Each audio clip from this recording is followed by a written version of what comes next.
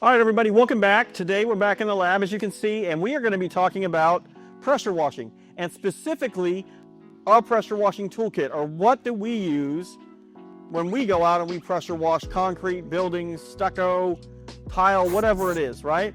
So let's get a little bit deeper into this, and we're going to start with our chemical. As you guys can see here, we have a bunch of different chemicals made by one manufacturer, and they're called F9. They specialize in pressure washing, stain removing from concrete, brick, tile, whatever it might be. So let's talk about what each one of these does, because they have a different purpose.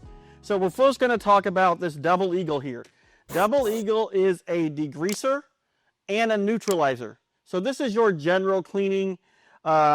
Maybe you're in a Starbucks drive-thru and there's a lot of oil on the ground. This would take care of that purpose. And then you heard me say neutralizer. It will also neutralize any acidic chemicals we're going to put down.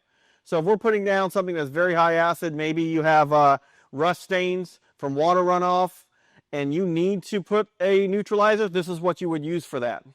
So this is, again, our Double Eagle, which is a degreaser, which of course everybody's got oil and things like that in their driveway. But a lot of times if you have oil, you also have other things. So let's talk about that. So the next chemical we're going to talk about is this one. So it's efflow, it's effervescence. It's a big word for calcium, red clay, any type of mineral deposit, maybe runoff from plants, dirt that runs down. So that's a mineral deposit. So that would be anything like that that would be on concrete. And honestly, this is a chemical that we use quite a bit when we're headed to brand new jobs. And we know that it's bad. Well, we can't get it clean. This is our go-to chemical. The next chemical we're going to talk about is bark. So bark is very useful when you're dealing with those pesky fertilizer stains. So you're fertilizing your lawn, you get that on the concrete, now you have little red rust stains all over the place, and you can never get them off. Very handy for that. Also for battery acid spills, things like that. Thing to remember here is always neutralize this product with our first product we talked about. Okay? Let's move on to our next chemical. And as you see here, we use this one a lot. This is our Groundskeeper Pro. We use this for maintenance. So after we're going in and we've already cleaned everything up, so we have an oily driveway and it also has rust and it has other things we have to mix in, this is our maintenance product after. So this is what we would use every other time we come unless we're dealing with another issue. So now that we've talked about what kind of chemicals you would use for pretty much any soil that you would have on your concrete, next is how do I apply them? How do I get them from this bottle to the concrete so I can get them clean? Do I need an expensive method? How much would it cost me? Things like that. Well, as you can see here, I have a standard pump sprayer. Get it at Home Depot, Lowe's, Ace Hardware, wherever it would be. And then I have this fancy jug system that runs on what they call an X-Jet, which is a little higher end. And the next thing you'll see here is what we call an X-Jet. This goes in line of your lance, and it will actually pull my chemical from this bottle, and I don't have anything to worry about. It'll do it for me. Where this, I'm actually pumping it and applicating it. So I'm going to pump it up, and I'm going to apply it to the concrete, and that's how I'm going to be using this method.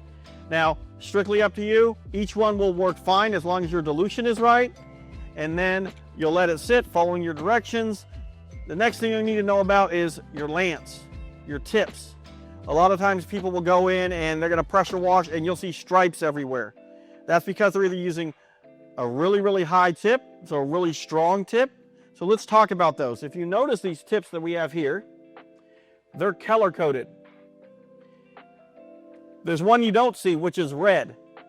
So red is a just straight shot. We use that to remove maybe paint. In some instances, they'll use it to remove gum, things like that. But always look at red, yellow, green. So red would be the strongest. Don't use it unless you want to cause damage. Yellow is going to be the next one. It's going to be strong. Can cause damage if you get close. And then green and white, right? We try to lean towards the green and white, and we're keeping it a steady level, maybe 6 inches off the ground if we're doing it that way. And then the black tip is for metering chemicals. So if you had a household pressure washer that you have a bottle of soap you would put in it, you want to use the black one, and it will pull then. It will let it pull that soap from the bottle down your hoses and onto the concrete surface. If you're like me and you're like, wow, that's a lot of information, right? How do I remember all this? Do I need to rewind YouTube? What do I need to do? This is an amazing resource for you guys. Not only does it explain each one of the chemicals, explain the dilution of each chemical, it also will talk about the application. If you're going to a house, or maybe it's your own home, your driveway, and you're looking at it like, well, what do I need to do? Is there one chemical that I can use to get all of this stain out? You may have 3 or 4 different stains, so you may need 2 or 3 different methods. So you're spraying it with one, cleaning it, spraying it with another one, cleaning it, and then your concrete looks brand new. This cookbook, the F9 Restoration Cookbook, will be listed in our description. And again, it will bring you step by step what you have to do. Everything you need to know about pressure washing, about stain removal is in this book.